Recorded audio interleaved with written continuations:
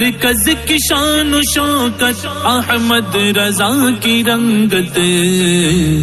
علم و ادب کا دھارا ہے جامعہ ہمارا، علم و ادب کا دھارا ہے جامعہ ہمارا۔ بسم اللہ الرحمن الرحیم۔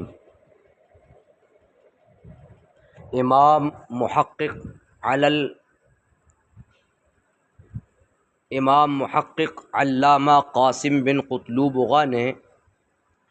اپنی تصحیح القدوری کتاب کے شروع میں فرمایا کہ میں نے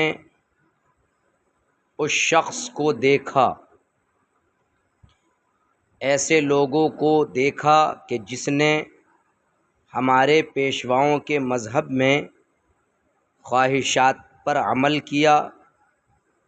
یہاں تک کہ میں نے کچھ بعض قضات سے یہ کلمات بھی سنے، هل ثم حجر، کیا یہاں کوئی رکاوٹ ہے یا کوئی حرج کی بات ہے ایسا کرنے میں؟ تو میں نے کہا ہاں،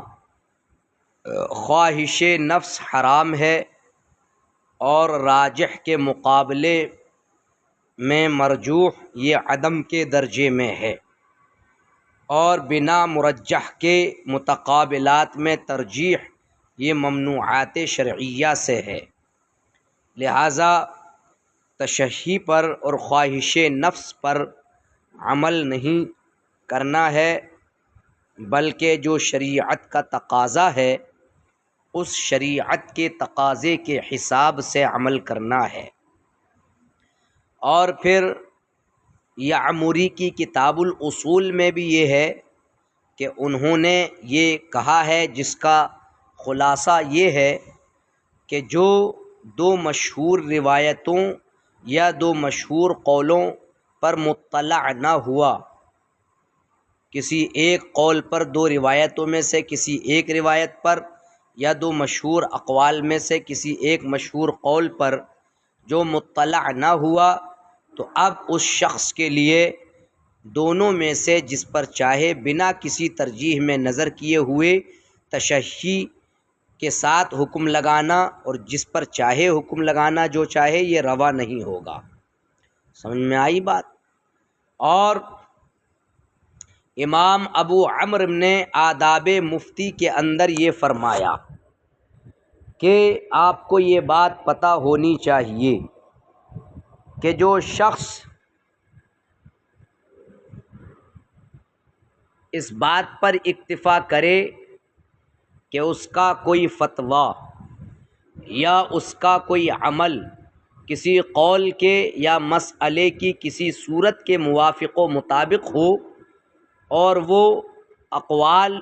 اور طرق میں سے بنا کسی ترجیح میں نظر کیے ہوئے اگر وہ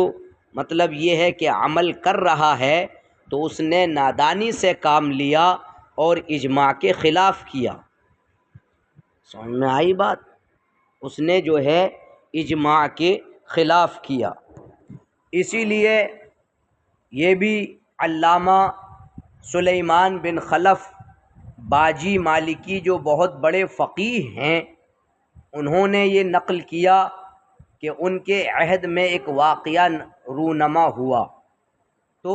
لوگوں نے اس واقعے کے سلسلے میں ان کے خلاف فتویٰ دیا۔ تو جب حضرت سلیمان بن خلف فقیہ باجی مالکی نے ان سے کہا، پوچھا ایسا کیوں؟ تو انہوں نے کہا کہ ہمیں یہ پتہ نہیں ہے کہ یہ آپ کے بارے میں ہے، اور انہوں نے یہ سن کر کے دوسری روایت پر فتویٰ دے دیا جو ان کے ارادے کی مطابقت کر رہی تھی۔ تو اس طریقے سے امام مالکی باجی مالکی فرماتے ہیں کہ اس طریقے سے یہ واقعہ میرے ساتھ پیش آیا، اور مفتی اور حاکم کے درمیان کوئی فرق نہیں ہوتا، مگر یہی کہ مفتی حکم کو بتانے والا ہے اور قاضی اس کو لاگو کرنے والا ہوتا ہے۔ اس لیے یہ اس کا ترجمہ دیکھا جائے، وقال الامام المحقق العلامہ قاسم بن قطلوب اغا فی اول کتابہ تصحیح القدوری، امام محقق علامہ قاسم بن قطلوبغا نے اپنی کتاب کے شروع تصحیح القدوری میں فرمایا، انی رأیت من عمل فی مذہب ائمتنا بالتحشی، میں نے ایسے لوگوں کو بھی دیکھا کہ جنہوں نے ہمارے ائمہ کے مذہب میں تشہی پر عمل کیا، یہاں تک کہ میں نے کچھ قاضیوں کی زبان سے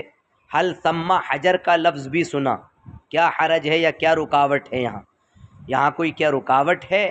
تو میں نے کہا ہاں، اتباع الہوی حرام، خواہش نفس حرام ہے،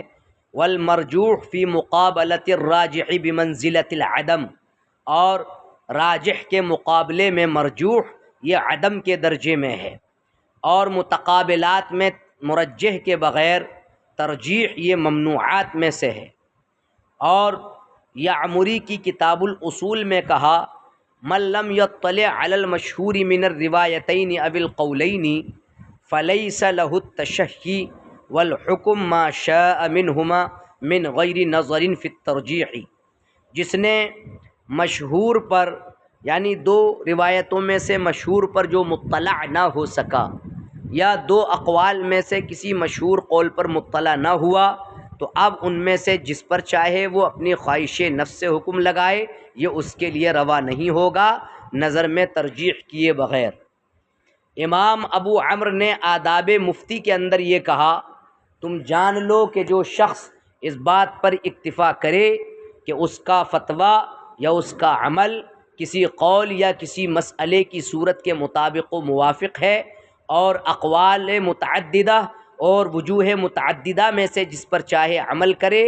ترجیح میں نظر کیے بغیر، تو فقد جہل و خرق الاجماع،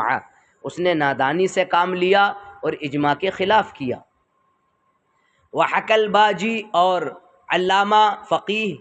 باجی مالکی نے یہ کہا کہ ان کے عہد میں ایک واقعہ پیش آیا تو لوگوں نے ان کے خلاف فتویٰ دیا۔ جب انہوں نے ان سے پوچھا تو کہا ہمیں یہ پتہ نہیں تھا کہ آپ کے حق میں ہے، اور یہ سن کر دوسری روایت پر فتویٰ دے دیا جو ان کے ارادے کے مطابق تھی۔ تو اس طریقے سے